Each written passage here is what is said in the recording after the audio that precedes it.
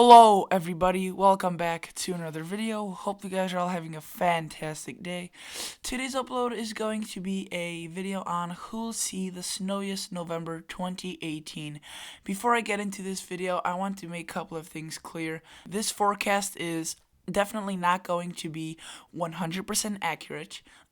I don't want anyone to be making their plans off this forecast. And this has been actually one of my toughest forecasts to make this year for November. It may not seem like it would be, but because it's it's not extremely long term. It's just for the month of November, and we're already in November as I'm uploading this video, November 2nd. However, I feel as if there are so many things working against and for what I'm about to predict that I'm giving you guys my best bet, and hopefully you will take what I'm gonna give you. Again, don't take this 100% accurate, but again, don't take this with a grain of salt because there's some truth behind this. This is some sort of educated guess, if you will. So, before we get into this video, if you would like to subscribe to my channel, if you would like to like the video, you are free to do so. It is very supportive of my channel and helps my channel grow, so thank you for that. Moving on, the first thing I want to look at is the El Nino, or the ENSO outlook, the ENSO outlook. And and basically what we're going to get away from this is that an El Nino will form. And an El Nino is basically when the waters off the coast of South America are warmer than average. And now the strength of the El Nino determines how warm those waters are. Whether they're 2 to 3 to 4 degrees warmer, then that indicates the strength of an El Nino. And as we go on into here, you could see October. Hopefully that will disappear, that little bar. So October, November, December is this bar, and you could see we are into an El Nino. It hasn't formed yet, so I did include the neutral pattern just in case it will not form. So a typical November, I compiled a bunch, tons of years that were neutral years for November. This is a weak El Nino. So assuming that what they're saying right here will happen, this is what will occur. And right now we are seeing some signs, even in the GFS, the European model and the Canadian model, that this may actually hold some truth. And we are going to be looking at a very interesting pattern. We are going to be looking at some snow going down as far south as Texas, Oklahoma, possibly even Missouri, Arkansas area. So I think this is actually fairly plausible. Maybe not as cold as they're showing here, 2.5 Celsius. That is fairly chilly, for November. But that is for the El Nino, assuming that it will form. And now typical years where it did not form and it was a neutral year for November looks something like this. So you could still see cooler years that are cooler temperatures for the eastern half, and then slightly warmer for the west, but there's no extremes really like there is with the El Nino, with the weak to moderate El Nino. Here you can see much below average and slightly warmer for the northwest, and then here slightly cooler for the east, slightly warmer for the west.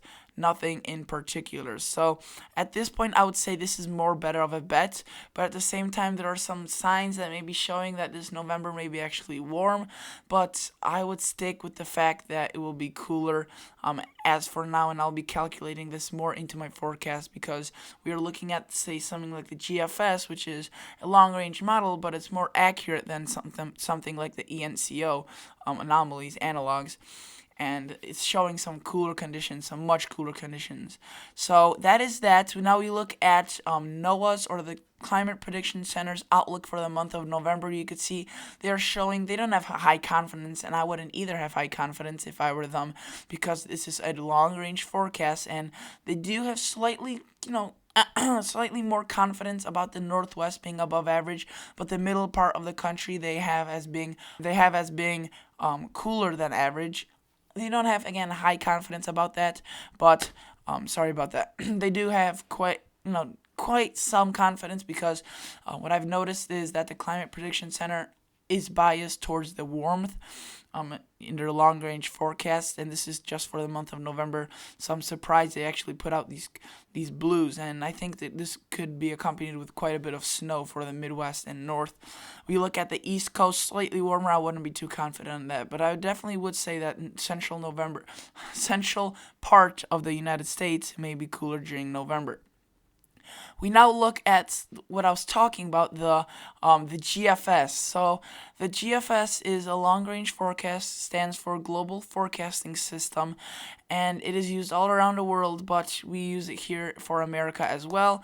And you can see that actually for the next, I think this is a week out. I didn't include the date, but I think from a week now, around next week, or around even this next week, Friday, Saturday, Sunday, the weekend can be really chilly. There's gonna be some cooler Arctic air, even some bitter Arctic air, due to the fact that it's November and the polar vortex is opening up and letting some of its pieces dive down into the United States, and that could produce some chillier, cooler conditions across the especially northern and central part of the country, but I would not exclude the East Coast at all. And the Southeast, probably a bit warmer, as you can see right here, also included in that. But I think the most confidence I have is the West. The West will be probably warmer, and the North will probably be cooler. So you can see we're starting to finally form something, starting to finally form a forecast, some based off some evidence. And now we look at the precipitation forecast. And again, you may be wondering, this is supposed to be about snow. Who will see the snowiest November? So yes, I've been showing you cold temperatures this whole time and talking about the temperature outlook. And the reason for that is because I do feel as if the more cold there is, the more snow there will be, at least in this scenario, due to the fact that I'm showing you guys for the month of November, they have extreme confidence of being above average for, I would say, majority of the United States, excluding parts of the West. And with their being above average precipitation, whether it's in the form of rain or in the form of snow, if these cold conditions come together with this above average precip, that would produce snow and eventually would produce a snowier November. So, ready for my final forecast. This is what I think will happen. Again, there's a lot of areas that are blank, and that is because I don't think they will see snow or any significant possible amounts of snow, but that may change. As I said, there are some cold blasts of air coming in and again, if you live in somewhere like in Oregon or California, and you obviously get snow in the mountains and feet around this time of the year, you will obviously see snow, but I do not want to include this whole area here as snow, because California is such a tricky location. I try avoiding it, actually, and people ask me why, because the West is much harder to forecast and is actually very hard to pinpoint the details. I mean, the mountains are somewhere right here. It snows about 100 miles to the west of Los Angeles, while Los Angeles never sees snow. So that is ridiculously huge variant that may not necessarily be accomplished by my forecast, and may not include that in. So I just chose to leave that blank. Where you typically don't see snow, yes, you probably won't see snow. This isn't going to be a magical year. It's just going to be slightly cooler and slightly further south, especially on the eastern part of the United States. So you could see, I do think that some of these areas still could see snow with one of those cold shots, but I didn't include it in because people would be asking me, oh, why'd you include it? That's ridiculous. We never see snow in November. So I decided to just stick with it going as far south as the border of Tennessee and Kentucky and Arkansas, Missouri and Oklahoma and Kansas. So I think the best chances for snow are in the northeastern Great Lakes part of the country, due to the fact that Arctic shots plus warm lakes equals quite a bit of lake effect snow, which will be adding to the snow. And I think a couple of big storms could be forming here. At least there could be, I think there's a pattern now that we're entering where there's going to be big storms riding up, whether or not they produce rain. They stall out here in Canada and they produce wraparound snow showers, which I think could accumulate to quite a bit, actually, with all these storms that we may be having, because remember, the above average precipitation needs to come from somewhere. So I think best chance northeast Great Lakes, In terms of the second most likely chance, and this is again, I should have probably explained this. The best chance means best chance to getting above average. Normal, so that's probably average, nothing special.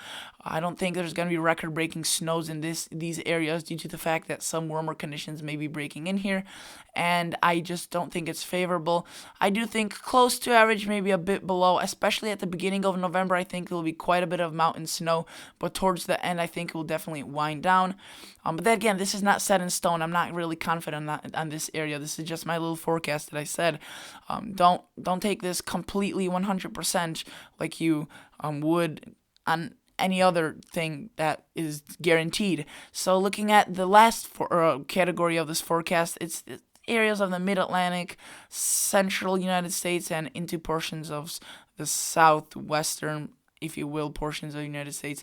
Least likely, if any, snow at all. I would not typically include this in, but this year, again, I do think it will be cooler than average, with some big storms accumulating to some possibility of a snow.